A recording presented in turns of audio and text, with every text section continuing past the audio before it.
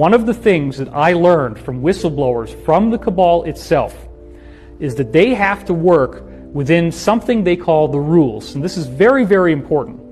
The rules are a body of spiritual principles that they must follow. Every inch of progress in this country has been fought for. Won through struggle, through resistance, and through the courage of people this nation tried to lead. Say that the violence that you export into the world will come back to you. Your government will eventually use these tactics on you. You are next. Welcome to the sacrificed.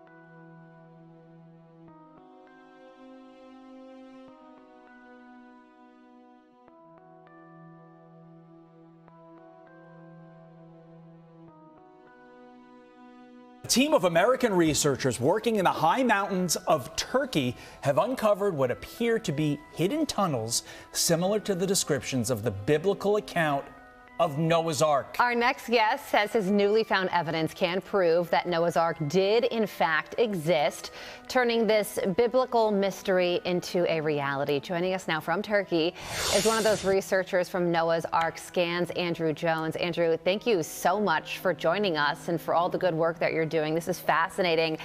Tell us about your findings that could prove the real-life existence of Noah's Ark. Thank you for having me on. Yes, greetings from the mountains of Ararat, where the Bible says the ark landed. I'm about 1 mile from the Iranian border, and in this remote area, this boat formation was discovered in 1959. But our new research has shown that there are tunnels about 4 meters down and about 2 meters high, going down the center of the boat and on the inside edge of the hull shape.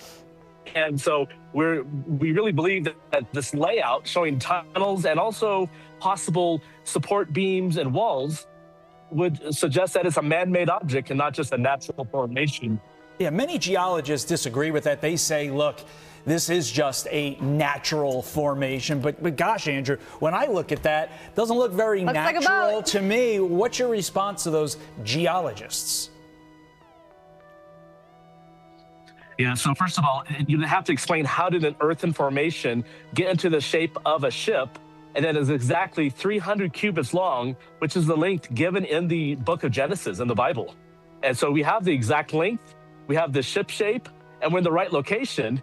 And now we're also seeing that the soil inside is different from right outside the formation. So we have 3 times more organic matter found inside versus right outside. So it's a distinct object and not just part of the mountainside. Imagine this, though.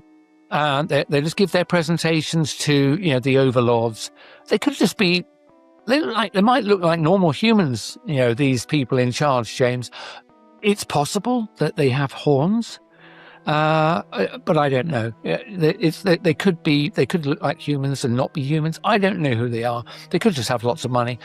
The reason I went down that little flight of fancy is what has happened, it seems to me, over the last few years is so unbelievably well coordinated that it feels like they've been using either a good AI, which may have existed a long time before we learned anything about it, or something supernatural. Because how the hell have they coordinated everything so well? And as far as I can tell, almost no faults. And I think sometimes where there has been a fault, it almost looks like they did that on purpose to see whether, to then research how many people detected it. Almost looks like they did that on purpose to see whether, to then research how many people detected it. New at 5 tonight, hogtied and duct taped on Jeffrey Epstein's island. The founder of a Memphis nonprofit says that is what happened to him over the weekend at the former home of the convicted sex offender.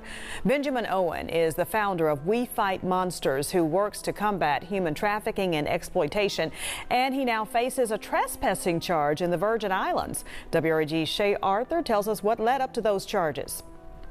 Ben Owen has told us he's made it his mission to help people, like here last November when we talked to him about his nonprofit We Fight Monsters as part of our Bright Spot series. If you're somebody that is struggling out there today with addiction, alcoholism, hopelessness, or just a life you don't want, dude, there is hope out there. Since 2022, they have worked with law enforcement on sting operations to combat human trafficking and child exploitation. It's that mission, Owen told us in a statement, that took him to the island known where Jeffrey Epstein lived in the Virgin Islands over the weekend, saying he was attempting to do research to get the story back in the spotlight and raise awareness for his nonprofit. But Owen wasn't alone. He was part of a group of 5, including Ryan Dalton, co-founder of Closed Horizon. It's a place where people can set up a campaign to ask any question that they want to know that's important, and they can crowdsource a reward for that campaign and pay sources who have that information. We've stood up our first campaign for whether Epstein is still alive. Dalton shared with us these videos and pictures he says were taken on their mission over the weekend. We got there and we're taking pictures on the island, and security came and went to stop us from taking pictures. And we went to leave, and me and my co-founder went to leave and get back on the boat. He said it was a lengthy distance back to the boat. Owen didn't make it. They hogtied Ben. They put his hands behind his back in flex cuffs. They bound his legs, bound his feet, and they threw him into what they called the dungeon, which was an area where he spent a significant amount of time starting to dehydrate in the sun before the police showed up. Law enforcement also detailed their interaction with Owen once they arrived to the island. An officer writing they found him restrained with duct tape, his body and face bound, and he was clothed only in black pants wearing the words "We Fight Monster." It was violent. Ben was, he caught a trespassing charge, but he was trying to leave. So they stopped him from leaving. They bound him. He suffered injuries as a result of this. Wow. When we started talking about releasing the Epstein files, I'm like, this is a no-brainer. President Trump will just roll them out on a big cart himself. Stacks and stacks and stacks of the Epstein files, because obviously Bill Clinton is all in there, and Hillary Clinton. That's what I had been told all along, right? Well, it was the most shocking thing when I sat in a conference meeting and I learned that the president didn't want to release the Epstein files. I was like, what? Yeah, come to find out, he was very much against it. So we kept on trying and kept on talking about it, and then the president told Mike Johnson, no, do not bring that resolution to the floor for a vote. He told the Rules Committee, and Johnson told the Rules Committee, no, you will not mark up any bill in the Rules Committee that will allow the Epstein files to be released. And the resistance built and built and built. He told Pam Bondi, don't release the Epstein files. He told everybody, don't release the Epstein files. So we persisted, because that's what we promised. That's what we campaigned on, transparency and accountability, especially to pedophiles. How is that complicated? So it got to be such a gigantic amount of resistance coming from the president and the speaker and everyone, the DOJ. I said, fine, I'll do the unthinkable.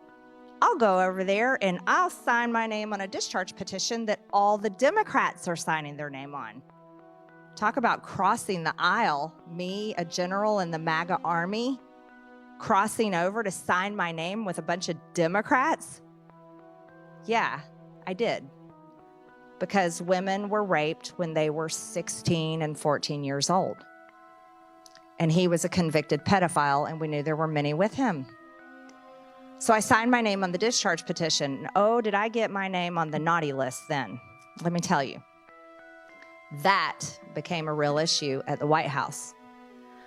Well, I'll never forget it. I was in my office in the Rayburn building, and I got a phone call from the president. And he was at the White House, and he wanted to talk to me about the discharge petition that I'd signed my name on. And he said, Marjorie, you're going to have to take your name off that discharge petition. We can't let, this is a hoax. We can't carry this. This is a hoax. It's a Democrat hoax. And we've got to just put this away and stop doing this. And he said, my friends are going to get hurt. He said his friends would get hurt if we released the Epstein files. He said, Marjorie, these are good people. These are people you know at Mar-a-Lago. People in Palm Beach, they're going to get hurt by this. And I said, Mr. President, people have been hurt. These women have been hurt. I said, have you talked to them? I said, you should talk to them. You should have them in the Oval Office, Mr. President. You have everybody in the Oval Office. You have sports teams. You have world leaders. You have al-Qaeda terrorists that are now leading Syria. You have Mamdani. I mean, you have everybody in the Oval Office. Surely you can have these women who were raped as teenagers. Talk to them. I talk to them all the time. As a matter of fact, many of them voted for you. That's what I told them. They voted for you. Epstein victims voted for Donald Trump. And he wouldn't have anything to do with them. And he told me his friends would get hurt. And I said, I'm not taking my name off the discharge petition. Thank you very much, Mr. Chairman. Mr. Secretary, you recently fired the Army Chief of Staff, General Randy George, who's one of the most distinguished and decorated officers of this generation. General George's nomination came before us. We reviewed it thoroughly and we concurred. Why did you fire General George? Well, as I did then, and I'll say now, we thank General George for his service. And out of respect to him and other officers, we never talk about the nature of why certain officers are asked to step down. But we all serve at the pleasure of the president. And ultimately, my view in coming into this department, as I stated in my confirmation hearing, was to change the culture of the department. And it's ultimately challenging to change the department, the culture of a department with the same people who are a part of or in that department. So I have made many changes with general officers. We will continue to make changes as necessary with general officers, and they will be in keeping with the trajectory of where we would like to take the department. But it doesn't take away from the service of those. And I think you will note that every officer that's been asked to leave has been treated with respect. Interesting. Of the 24 officers that you have fired for reasons unrelated to performance, since you have not indicated any cause, 60% are black or females. Now, did the president direct you to single out female and black officers to be dismissed? Senator, of course not. And as we've emphasized at this department from the beginning, the only metric is merit. This members on this committee and the previous leadership of this department were focused on social engineering, race and gender in ways that we think were unhealthy for the department, focusing on those things, making decisions based on those things. Okay. In President Trump's War Department, we make decisions based on only one thing, merit. And that's how we've made decisions going forward. That's how we've made them, and that's how we'll make them going forward. Well, let me go back to General George. What did he fail in terms of his lack of merit to continue serving? As I said, I don't talk about the nature of dismissal out of respect for these officers. But ultimately, we want to take the department in a particular direction, certain services in a particular direction, and we want leadership that's running as fast in that direction as possible. And in some cases, we make changes accordingly, but do so out of respect to those officers. Well, I think that direction from your behavior is an intense interest in Christianity, in nationalism, and in not recognizing the talents of women and non-white gentlemen, and that's the wrong direction. Recognizing the talents of women and non-white gentlemen, and that's the wrong direction. See, black folks know why they're here. Native peoples know why they're here and how they got here. A lot of Asian folk know, particularly if they're Chinese American, they know they got here because their ancestors were brought over to work on the railroads by the railroad barons who didn't care if thousands of them died laying track 19, 20 hours a day. But for those of us who are from Europe, we have this fiction that we've told, and we believe it, even though there's no truth to it. You know what the fiction is? It's two parts. Number one, we say things like, with regard to Mexicans coming over the border, with regard to immigrants coming up, but only that border. That's the only one we care about, right? The southern border. I find that interesting. We're not flipping out about Canada, right?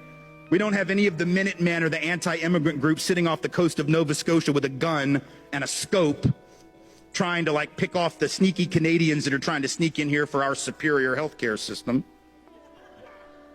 which after all would be a pretty stupid thing to do. But in any event, we only care about that one border, forgetting for a minute that that border was created at the end of a war that was started on false pretense by this country, after which we jacked half of their country. And you weren't taught that in school either, because our history books aren't interested in telling the truth.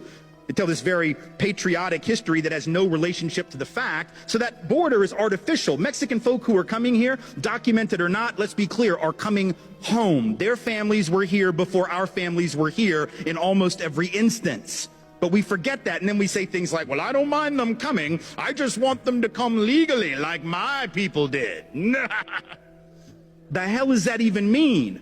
Come legally? There was no law to break when our people came. The fact that we didn't break a law that didn't even exist, you don't get cookies for that. You don't get like a pat on the back and a gold star because your great whatever was law abiding when there was no law that he could have violated, even if he wanted to. But we've told this lie that we came for these upstanding principles. So we'll say things like, well, you know, our people came for liberty and freedom, democracy. These people are just coming for stuff. They're just coming for jobs. They're just coming for health care. They're just coming for stuff. We came for high-minded principle, right?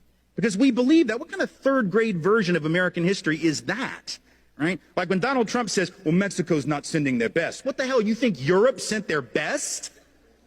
Europe? No, our people were the losers of Europe. I'm not trying to be an asshole. I'm just telling you the truth. Like, our people were the losers of Europe. The winners didn't get on the boat. You understand what I'm saying? The winners didn't leave. Why the hell would you leave if you were winning? Only the losers left because they had no choice. They were dying. They were starving. They couldn't support their families. A lot of them were convicts who were sold into indentured servitude to work for rich European people.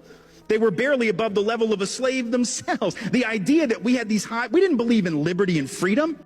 One of the things that I learned from whistleblowers from the cabal itself is that they have to work within something they call the rules. And this is very, very important. The rules are a body of spiritual principles that they must follow in order to be allowed to exist. Now, what do I mean by allowed to exist? I mean that they are aware that there are benevolent forces that will prevent them from achieving their goals unless we give them permission to enslave us. Ultimately, the universe is intelligent, alive, and conscious, and it is benevolent. It is a benevolent consciousness. That consciousness does not allow the negative to succeed unless it is invited. So the cabal has made a science, a very elaborate science, out of studying these arcane, occult, magical principles that allow them to get away with what they do. So they have to put out everything that tells you who they are in music videos, in these Super Bowl halftime shows, the Grammy Awards ceremonies. They're out there showing you the truth. This is what people are going to have so much trouble with once disclosure happens, is that these people actually practice black magic, and they are very, very good at it. Amid the mystery surrounding the disappearance or death of as many as 11 U.S. scientists linked to nuclear and UFO research reportedly, the sudden deaths of paranormal content creator and UFO investigator has stirred a huge controversy. Serving as a director of an aerospace firm, reportedly, he was a major figure in the disclosure movement, which basically believes that the U.S. government should disclose secret information which it allegedly holds about UFOs and life beyond planet Earth. We're also looking into a story tonight that's putting 4 Southern California cases on the radar of the FBI and now Congress. Top government scientists, including several who worked at Caltech and NASA's JPL, have died or vanished. The death of researcher Amy Eskridge, who reportedly died from a self-inflicted gunshot wound in 2022, is now raising more questions. As a former British intelligence official tells Fox News, he doesn't think she died by suicide. I don't believe that she killed herself. I just can't, because I spoke to her 4 hours before and she told me time and time again, I'm not going to commit suicide. I am not going to have an accident. If there's something suspicious about my death, it's because it is. Israel has targeted and killed more than 260 journalists. Talking to people nicely. We were in there talking about Amal Khalil. Lebanese journalist just murdered Amal Khalil. by the Israelis. And we were there with the picture of Amal Khalil showing Wolf Blitzer, the picture. He said, I don't know who that is. Oh. We said, you should know who it is because she was just assassinated by the Israelis. She was under the rubble for hours while they wouldn't let the rescuers come in. They were targeting her and then targeting the people who were going to rescue her. By the time the rescuers got there, she was dead. And these are the colleagues of the people celebrating the war criminal. Both Donald Trump and Pete Hegseth are going to be in there tonight. And these journalists, in quotes, are celebrating while people are being killed in the West Bank, in Gaza, in Lebanon, in Iran. Every single day, their colleagues, their journalists are being murdered. Saw Jen Psaki in there, she turned her back. We saw Sheryl Sandberg in there, turned her back. Turned her back. Turned her back. These are not journalists. The people on the ground in Gaza are risking their lives daily, having to report on their own people, their own families' deaths. We just saw Amal Khalil in Lebanon. And these journalists are sitting here partying with Donald Trump and Pete Hegseth and Stephen Miller. And this is how they treat us when we try to tell them, all we want is for you to report the truth.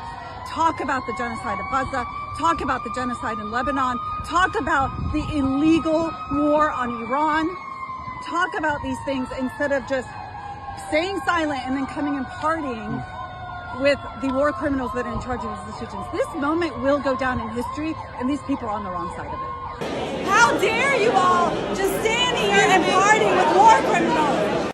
Mr. President, Donald Trump is ruining the economy on purpose. He is ruining the economy on purpose. I'm not sure if there's ever been an American president, let alone a chief executive of any country, that has ruined the economy on purpose. The stock market had its worst day in 5 years yesterday, and I just checked before I delivered these remarks, just before, 5 minutes ago, 1,600 down on the Dow Jones. The S&P down 5%, NASDAQ 4%, the Russell 5%. What does that mean as a practical matter? It means if you spent all your life working and saving and investing, and you are on the edge of retirement, and let's say you've got $312,000 plus your Social Security income. You just lost 30 grand in 2 days because of Donald Trump. Because of Donald Trump, you lost 10% of what you earned over a lifetime. Now, for Howard Lutnick and Elon Musk and Donald Trump and everybody that surrounds him at Mar-a-Lago, they can ride this out. They can short it, they can buy crypto, they can do all kinds of wonderful things to make sure that they can ride this out. Regular people cannot ride this out. Regular people cannot ride this out. $1,500 rent is why people's grannies are sitting at the bus stop with their suitcases. Yeah, because their disability, their pensions no longer can cover their rent and their bills. It's not just young people who are too lazy to work. I rarely see young people on the street.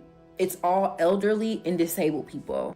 They're clean, they're well-dressed. I literally seen someone's grandmother at the bus stop with her church clothes on and her suitcases.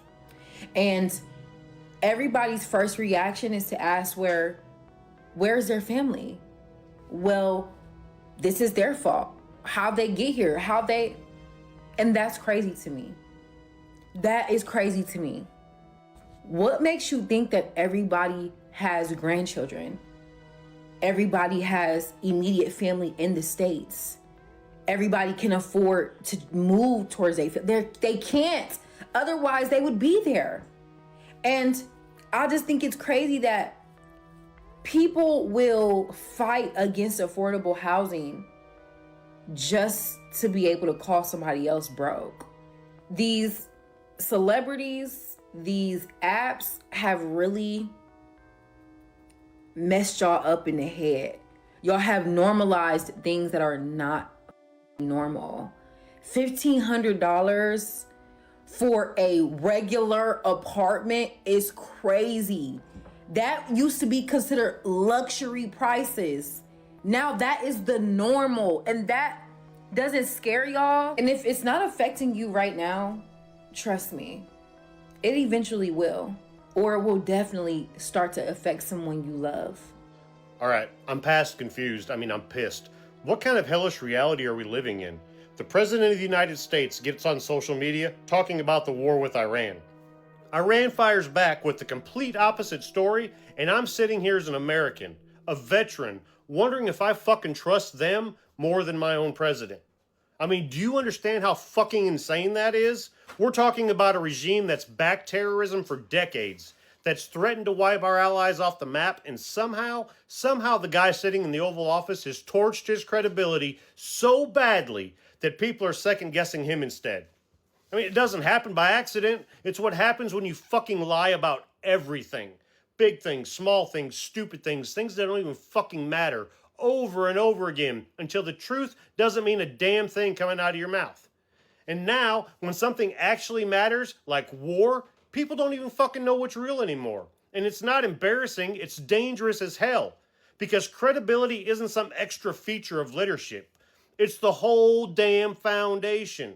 And if the commander-in-chief can't be trusted in a moment like this, then what exactly are we supposed to fucking stand on? Blind faith? Party loyalty? Vibes? Fuck no. That's how countries make catastrophic mistakes.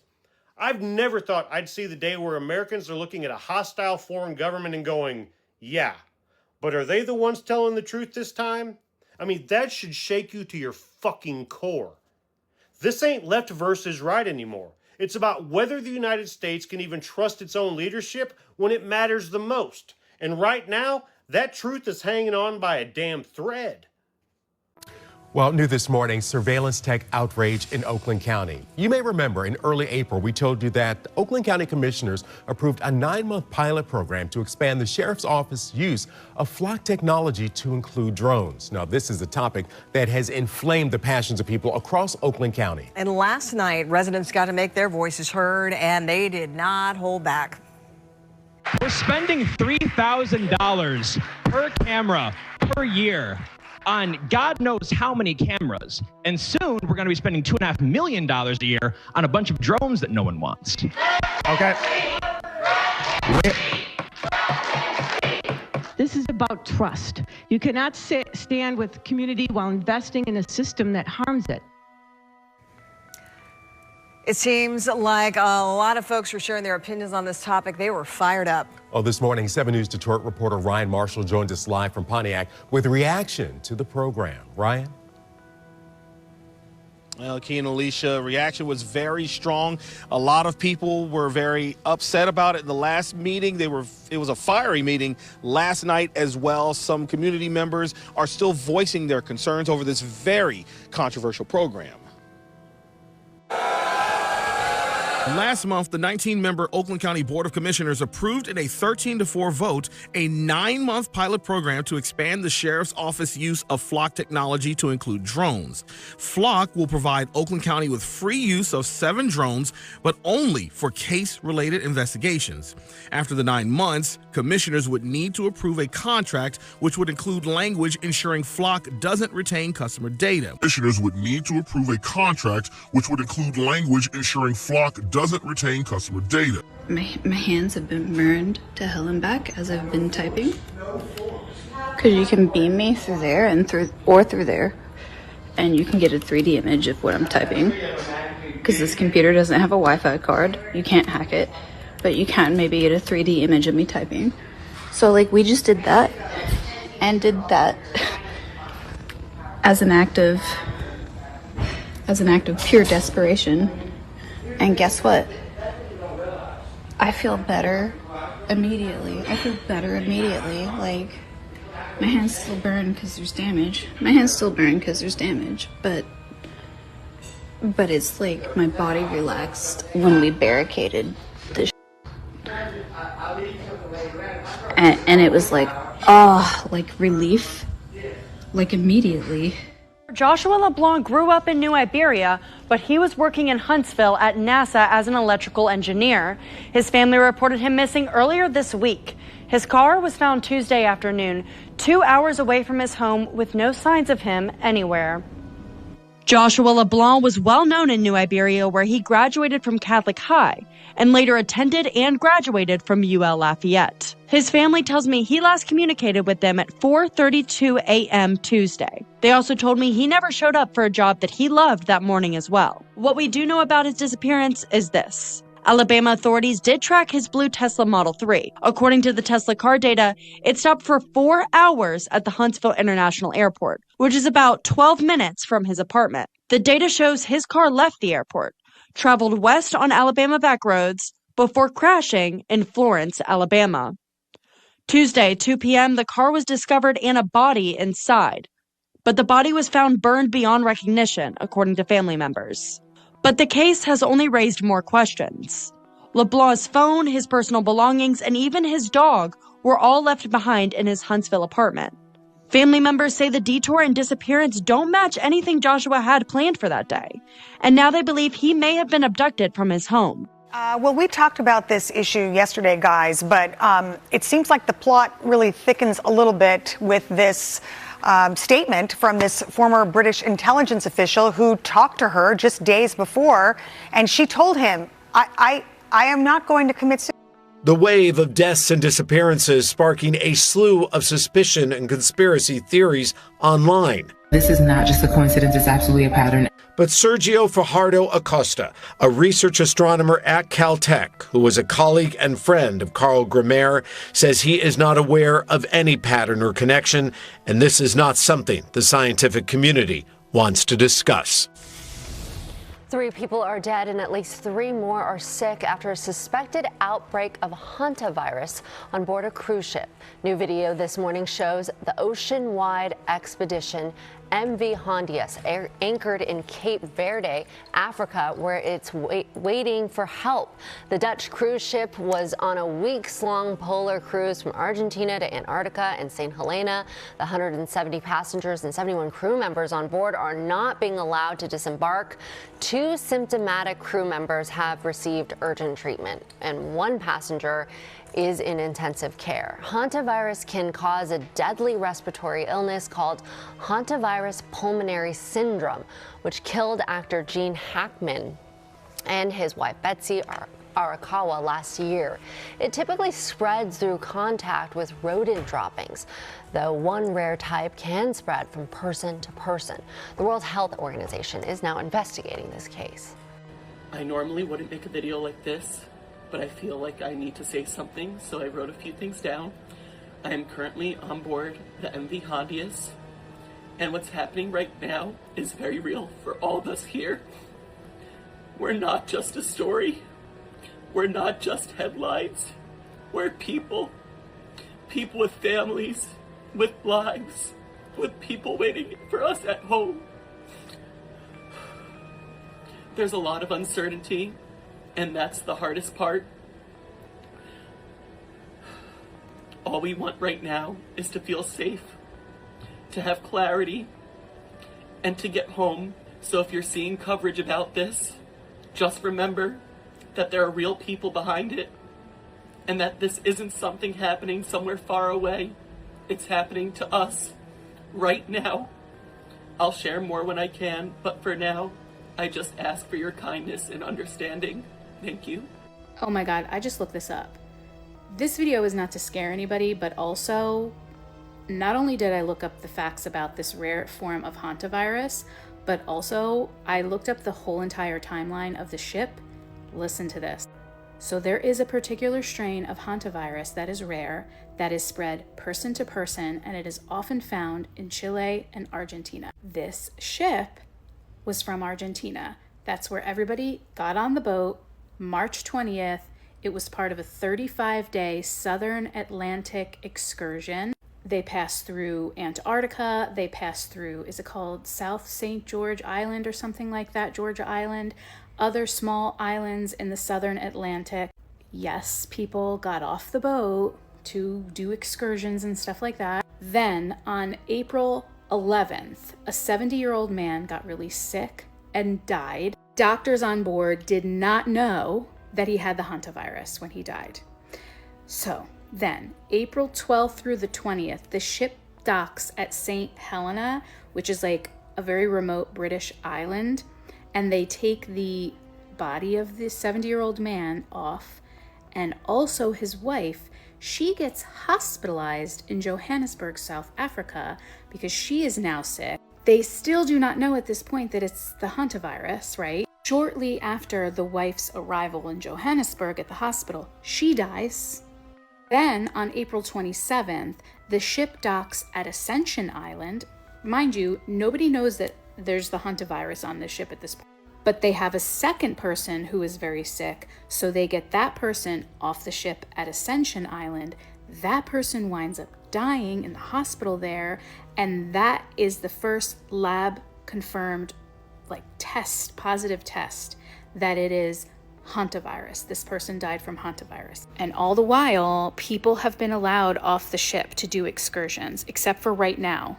They're not allowed off at Cape Verde, but they got off at Ascension Island, they got off at St. Helena, some of the others that they stopped at that aren't as populated, but it sounds like it's human to human transmission. I know that everyone's saying but there's this, look it up. Don't take my word for it.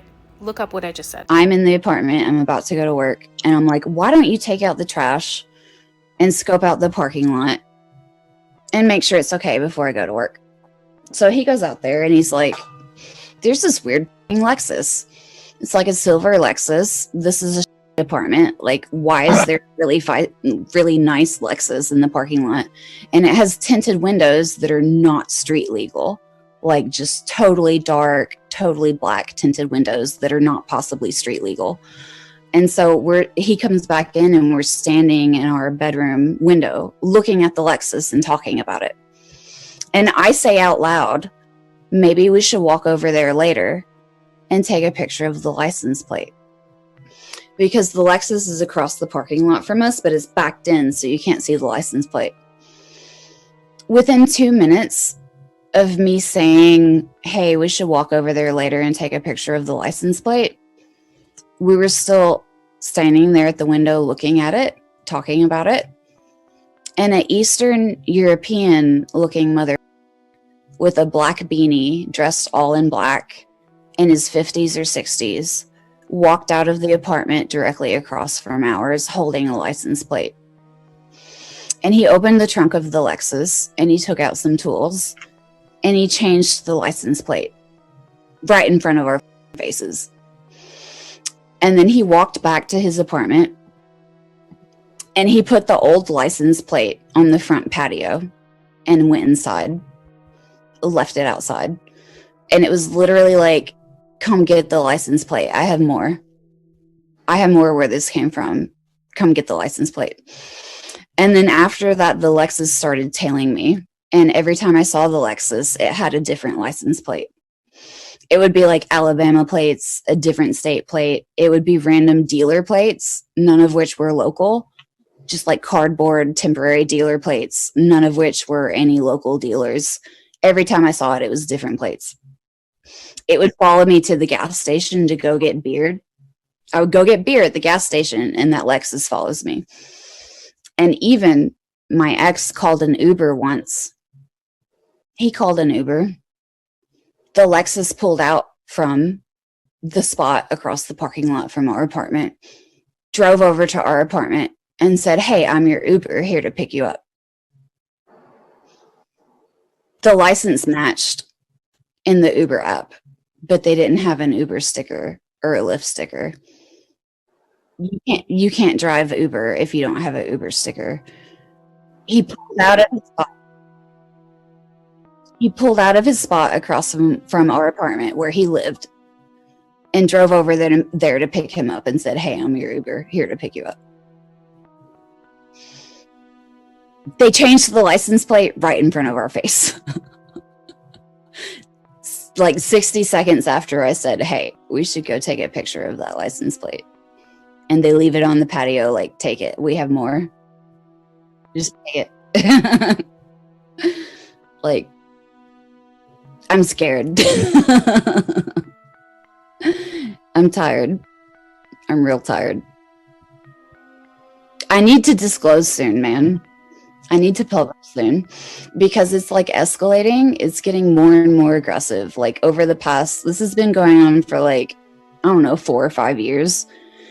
And over the past 12 months, it's been like escalating, like more aggressive, more invasive, digging through my digging through my underwear drawer and threats over the past like 3 to 6 months. And now I'm like, I have to publish. I have to publish because like, it's only going to get worse until I publish. There's no way out of this.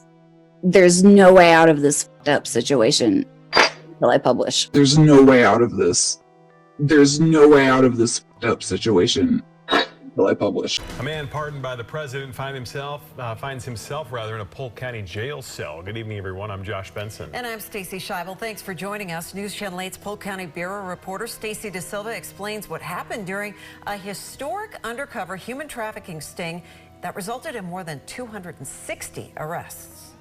Of the hundreds of people arrested in this operation, the largest group ever, the sheriff says, there was a man pardoned by President Trump in connection to the January 6th riot and 7 possible human trafficking victims. This is not Ryan Yates's first run-in with the law. He was at the Capitol on January 6th. He entered the building illegally. He pushed against and battered police officers trying to get into the rotunda. Yates pleaded guilty, then received a blanket pardon from President Trump. Sheriff Grady Judd says he tried to pay for sex with an undercover detective during a recent sting. The state attorney is going to make sure that he's prosecuted.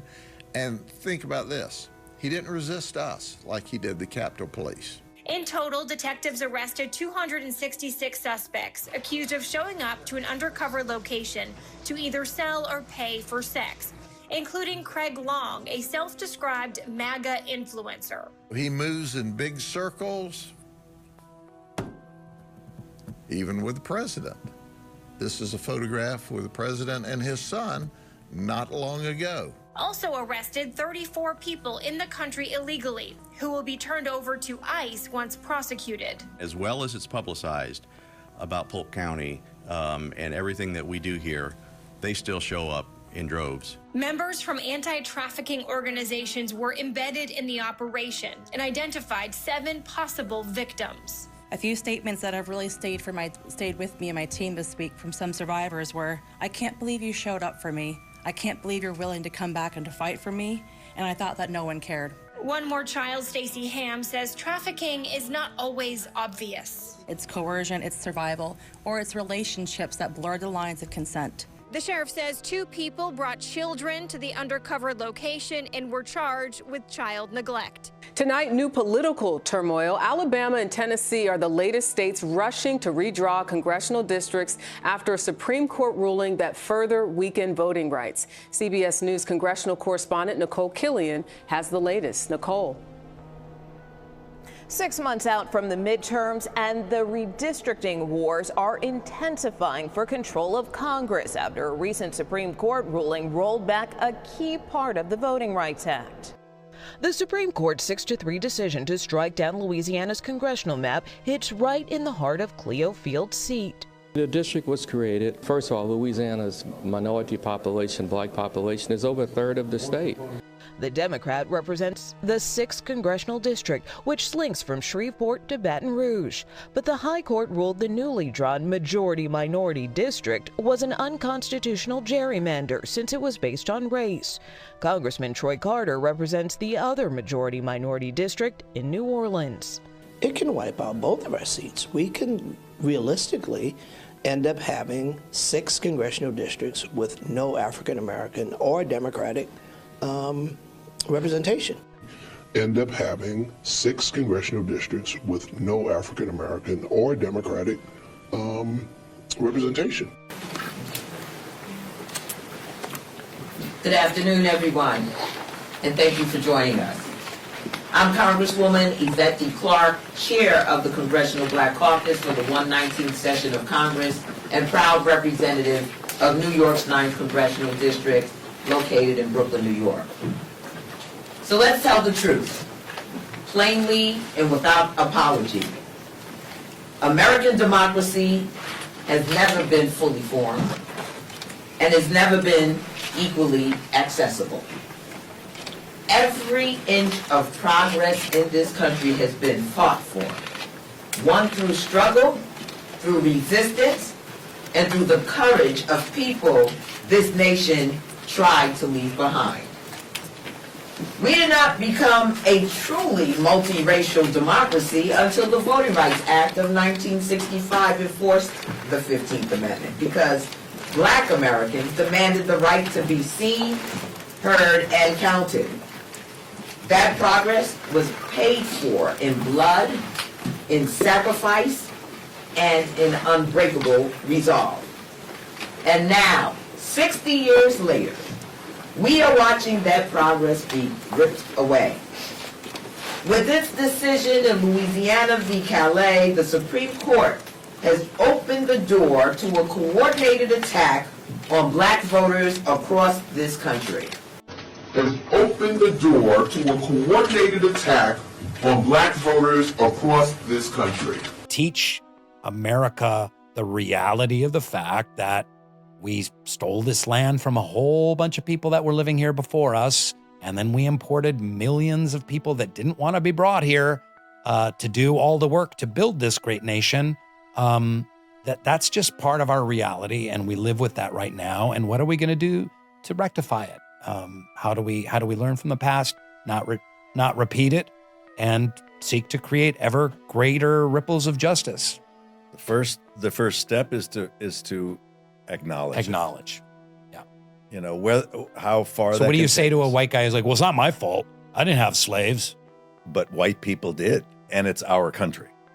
And that's the thing. You have to, if you take pride in your country, you can't look at your country as the greatest ever when it has this severe bruise on it and will always wear that scar. Mm-hmm. And that scar will never heal unless we start to say, wow, what did we do? Can you imagine the comments that are popping up right now as people are listening to this conversation? No, I don't know. I don't read them. And that's okay. They may not read mine, and that's okay too. And people are entitled to disagree. And if they think that that's the most important thing, is to be able to disagree without being disagreeable. And we've lost that. In light of today's Supreme Court ruling on the Voting Rights Act, do you want Republican states in the South to look at redrawing congressional districts before the midterms? You have to tell me, when did the ruling come out? I've been with the astronauts. I've been with contractors because we're trying to get the ballroom built ahead of schedule. It's right on schedule. It's ahead of schedule now. I want to keep it that way. The ruling came out today. And I was also with commissioning. Tell me about what happened. Well, some think that the ruling could create more Republican-held congressional seats in the South. That's good. Yeah. That's the kind of ruling I like. When did that happen? Well, the Supreme Court ruled on it this morning. Really? Is that right? When did it come out? No, it came out this morning, but basically very much narrows the Voting Rights Act. Was it considered a win for a win for Republicans?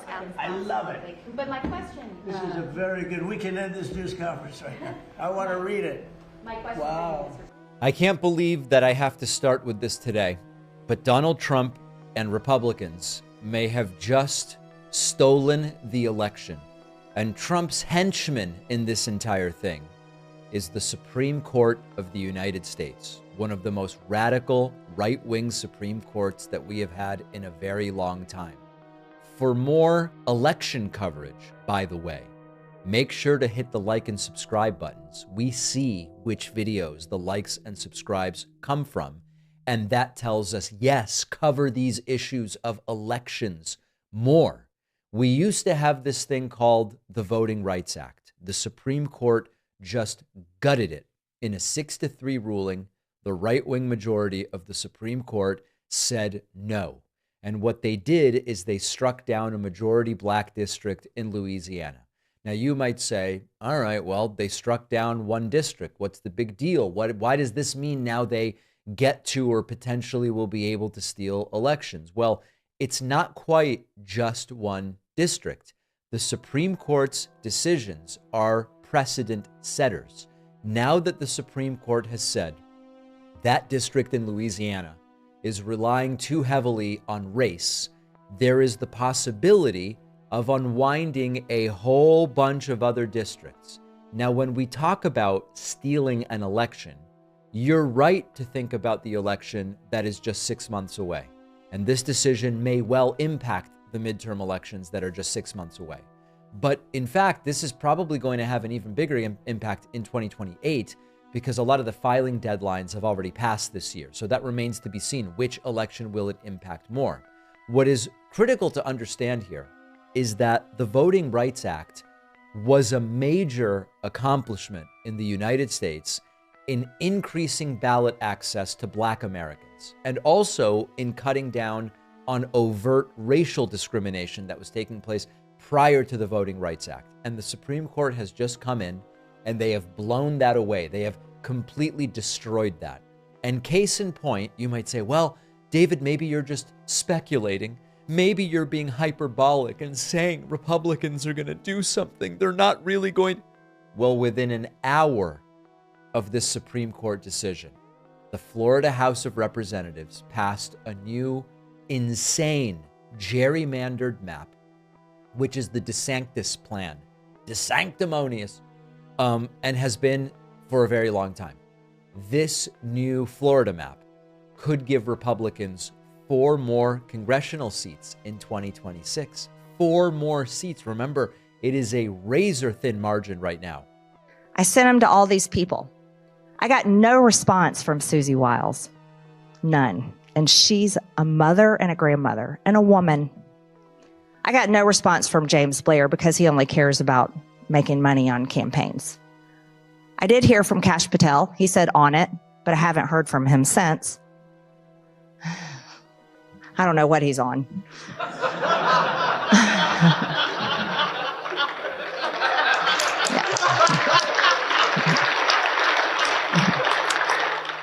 J.D. Vance was very nice to me, compassionate and kind, and reassured me that he would do everything we could to find out what's going on. And then I heard back from Donald Trump. And I've saved these text messages. I'd probably get put in jail if I released them publicly, but I saved them. Where Donald Trump proceeded to tell me that it was my fault and that I deserve it. If my son gets killed, I deserve it because I was a traitor to him. That is our President of the United States. That's the man that says MAGA is whatever he wants it to be.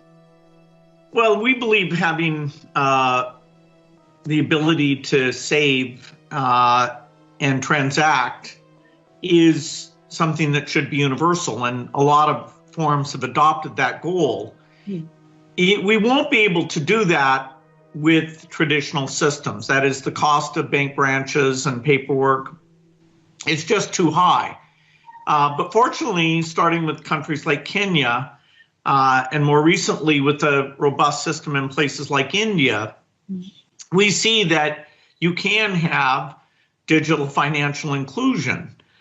India is a great example. They did a lot of their own technology, which won't be possible for other countries. And so the role of the Gates Foundation as an advocate for those who don't have access today is to make sure there's technology and standards, including open source work that we're providing through the financial switch, which is called Mojaloop, and through the digital identity system, which is extremely valuable, not just for financial activities, but for health and voting and education, and that's called MOSIP. Since there isn't going to be a one-size-fits-all solution, what is the role that you see the private sector playing in being able to collaborate with different governments to ensure that we move forward?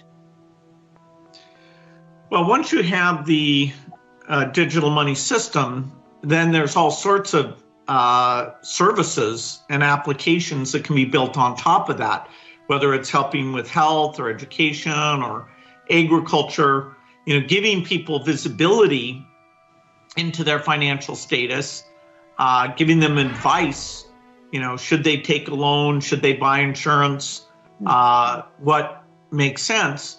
The phone becomes a connection for low cost interaction with those customers that doesn't require human activity that would be beyond the means of the people we're trying to get to who don't yet have these accounts. And this way, when I get out of office in, let's say, 8 or 9 years from now, I'll be able to use it. I'll be able to use it myself.